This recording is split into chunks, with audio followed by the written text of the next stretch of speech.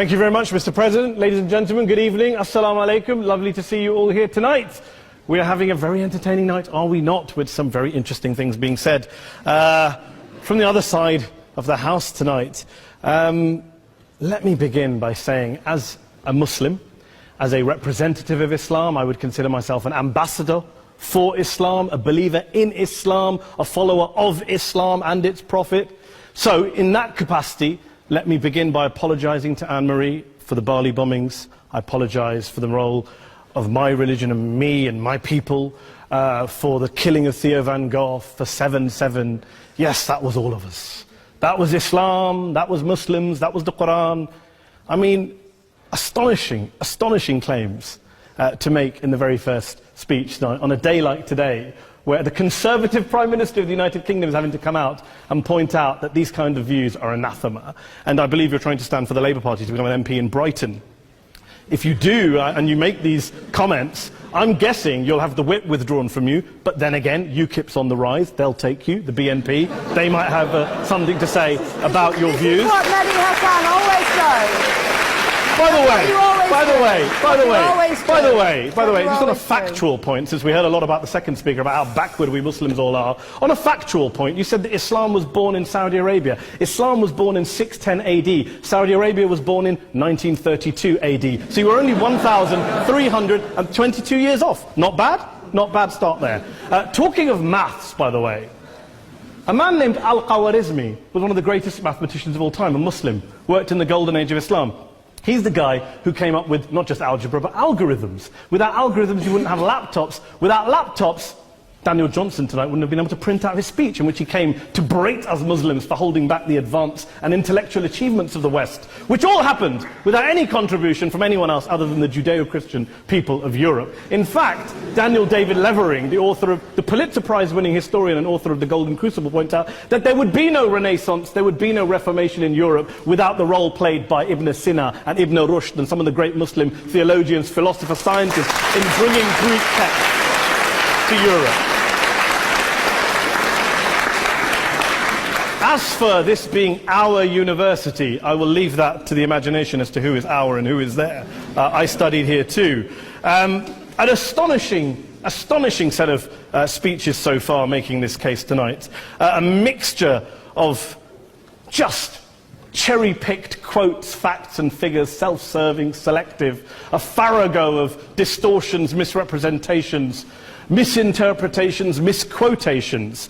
Daniel talked about my article in the New Statesman, which got me a lot of flack, where I talked about the anti-Semitism that is prevalent in some parts of the Muslim community, which indeed it is. Of course, I didn't say in that piece that it was caused by the religion of Islam. In fact, modern anti-Semitism in the Middle East was imported from, finish the sentence, Judeo-Christian Europe, where I believe some certainly bad things happened to the Jewish people. In fact, Tom Friedman, Jewish-American columnist in the New York Times, told me in this very chamber last week that he believed, had Muslims been running Europe in the 1940s, 6 million extra Jews would still be alive today. So I'm not going to take lessons in anti-Semitism from someone who's here to defend the Judeo-Christian values of a continent that murdered 6 million Jews.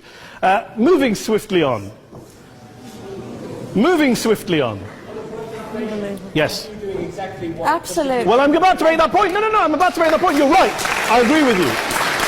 I agree with you 110%. That is my point. I don't think Europe is evil or bad. I'm a very proud European. I don't want to judge Europe on that basis, but if we're going to play this gutter game where we pull out the Bali bombing and we pull out examples of anti-Semitism in the Islamic community, then of course I'm going to come back and say, well, hold on. I mean, look, let's be very clear. Daniel here was a last-minute replacement for Douglas Murray, who had to pull out. And Douglas and I have a well-documented differences, but to be fair to Douglas, as to be fair to Anne-Marie and to Peter, atheists.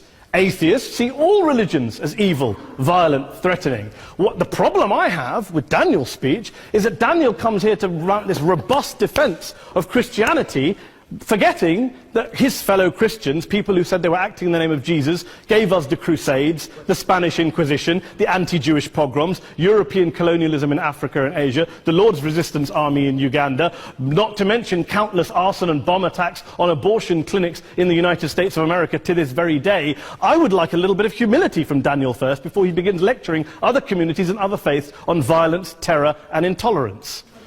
But, no thank you. Some water. But I would say this, to address the gentleman's very valid point here, I'm not going to play that game. I don't actually believe that Christianity is a religion of violence and hate because of what the LRA does in Uganda or what Crusaders did to Jews and Muslims in Jerusalem when they took back the city in the 12th or 13th or whatever century it was.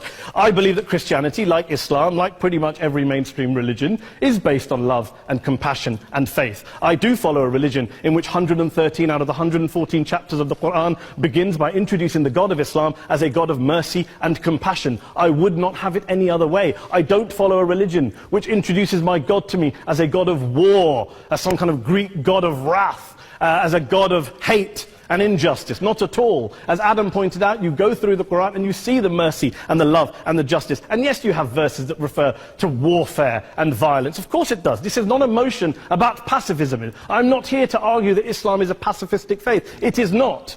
Islam allows military action, violence in certain limited contexts. And yes, a minority of Muslims do take it out of that context. But is it religious?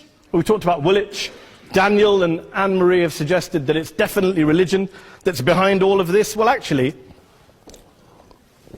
what I find so amusing tonight is we're having a debate about Islam. And the opposition tonight have come forward.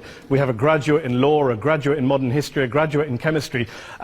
And, you know, I admire all of their intellects and their abilities, but we don't have anyone who's actually an expert on Islam, a scholar of Islam, a historian of Islam, a speaker of Arabic, even a terrorism expert or a security expert or a pollster, let alone to talk about what Muslims believe or think. Instead, we have people coming here, putting forward these views, putting forward these sweeping opinions. Listen to Professor Robert Pape of the University of Chicago, one of America's leading terrorism experts, who, unlike our esteemed opposition tonight, studied every single case of suicide terrorism between 1980 and 2005, 315 cases in total. And he concluded, and I quote, "There is little connection between suicide terrorism and Islamic fundamentalism or any of the world's religions. Rather, what nearly all suicide terrorist attacks have in common is a specific secular and strategic goal to compel modern democracies to withdraw military forces from territory that the terrorists consider to be their homeland."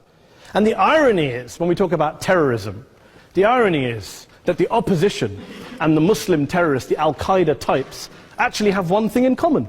Because they both believe that Islam is a warlike, violent religion. They both agree on that. They have everything in common. Osama bin Laden would be nodding along to everything he's heard tonight from the opposition side. He agrees with them. The problem is that mainstream Muslims don't. The majority of Muslims around the world don't. In fact, a gentleman here started quoting all sorts of polls. Gallup carried out the biggest poll of Muslims around the world, of 50,000 Muslims in 35 countries. 93% of Muslims rejected 9/11 and suicide attacks. And of the 7% who didn't, they all, when polled and focus grouped, cited political reasons for their support for violence, not religious reasons. And as for Islamic scholars and what they say, well, Daniel talks about our University of Oxford. We'll go down to Oxford Centre for Islamic Studies, get hold of a man named Sheikh Afifi al-Akiti, who is a massively well-credentialed and well-respected Islamic scholar, who has studied across the world, who in the days after 7/7 published a fatwa denouncing terrorism in the name of Islam, calling for the protection of all non-combatants at all times, and describing suicide bombings as an innovation with no basis in Islamic law. Go and listen to Sheikh Tahir al-Qadri, one of Pakistan's most famous Islamic scholars, who published a 600-page fatwa condemning the killing of all innocents and all suicide bombings unconditionally without any ifs or buts. There's nothing new here. This is mainstream Islam, mainstream scholarship, which has said this for years. You don't go out and kill people willy-nilly in the high street or anywhere else, on a bus or a mall, based on verses of the Quran that you cherry-pick without any context, any understanding, any interpretation, or any commentary. Point of information. Please. What about stoning of women, for example, in such Well, It doesn't happen, apparently. I didn't say it doesn't happen at all. I never said it didn't happen. I don't blame Islam. Yes, it's a very good point. And a lot of us are campaigning against that. And we're campaigning against it in the name of Islam. We're campaigning against it in the name of various interpretations of Islam. Anne-Marie comes and scares us with her talk of Sharia law. I would like to see the book of Sharia law. It doesn't exist. People argue over what Sharia law is. And you empower the extremists by saying there is only one version. You empower them all. I don't believe you took any interruptions, Anne-Marie, so I think you should stay there for a moment. Several countries. Here's what we're dealing with. Here's what we're dealing with. We are dealing, I took your point. Here we are dealing with a 1400-year-old global religion, followed by 1.6 billion people in every corner of the world, a quarter of humanity, of all backgrounds, cultures, ethnicities. And yet the opposition tonight wants to generalize, stereotype, smear, in order to desperately win this debate. And here's my question, if we're going to generalize and smear. If, okay, people say yesterday's bombers, and we've got to be careful, there's a trial going on, were yesterday's attackers, motivated by Islam? Big debate. I don't believe they were. Let's say they were. Let's say Faisal Shahzad, the Times Square bomber, was motivated by Islam. Let's assume, for sake of argument, that Richard Reeves, the shoe bomber, was motivated by Islam. If Islam is responsible for these killings, if Islam is what is motivating these people, and Islam is therefore not a religion of peace, a religion of war, then ask yourself this question: why aren't the rest of us doing it? Why is it such a tiny minority of Muslims are interpreting their religion in the way that the opposition claim they are? Let's assume there are 16,000 suicide bombers in the world. There aren't. Let's assume there are for the sake of argument. That's 0.001% of the Muslim population globally. What about the other 99.99% of Muslims who the opposition tonight either ignore or smear? The reality is that the rest of us aren't blowing ourselves up tonight. The reality is that the opposition came here tonight not worried about the fact that me and Adam might pull open our jackets and blow ourselves up tonight because we're followers of a warlike warrior religion which wants to take over Europe and Daniel's university. The issue is this. The issue is this. Unless the opposition can tell us tonight, and Peter Atkins is here, one of our great atheist intellectuals, can tell us tonight, can answer this question tonight: why don't the vast majority of Muslims around the world behave as violently and aggressively as a tiny minority of politically motivated extremists? Then they might as well give up and stop pretending they have anything relevant to say about Islam or Muslims as a whole. Ladies and gentlemen, let me just say this to you. Think about what the opposite of this motion is. If you vote no tonight, think about what you're saying the opposite of this motion is. That Islam isn't a religion of peace, it's a religion of war, of violence, of terror, of aggression. That the people who follow Islam, me, my wife, my retired parents, my 6-year-old child, that 1.8 million of your fellow British residents and citizens, that 1.6 billion people across the world, your fellow human beings, are all followers, promoters, believers in a religion of violence. Do you really think that? Do you really believe that to be the case? They say that in the Oxford Union, the most famous debate was in 1933, when Adolf Hitler looked out for the result of the King and Country motion, where they voted against fighting for King and Country, and Hitler was listening out for the result. Well, tonight, 80 years on, there are two groups of people around the world who I would argue are waiting for the result of tonight's vote. There are the millions of peaceful, non-violent, law-abiding Muslims both in the UK, Europe, Asia, Africa and beyond, who see Islam as the source of their identity, as a source of spiritual fulfillment, of hope, of solace. And there are the phobes, the haters, the bigots out there who want to push the clash of civilizations, who want to divide all of us into them and us and ours and their. Ladies and gentlemen, I urge you all not to fuel the arguments of the phobes and bigots. Don't legitimize their divisions. Don't legitimize their hate. Trust those Muslims who you know, who you've met, who you hear, who don't believe in violence, who do want you to hear the peaceful message of the Quran as they believe it to be taught to the majority of Muslims, the Islam of peace and compassion and mercy, the Islam of the Quran, not of Al-Qaeda. Ladies and gentlemen, I beg to propose this motion to the House. I urge you to vote yes tonight. Thank you very much for your time.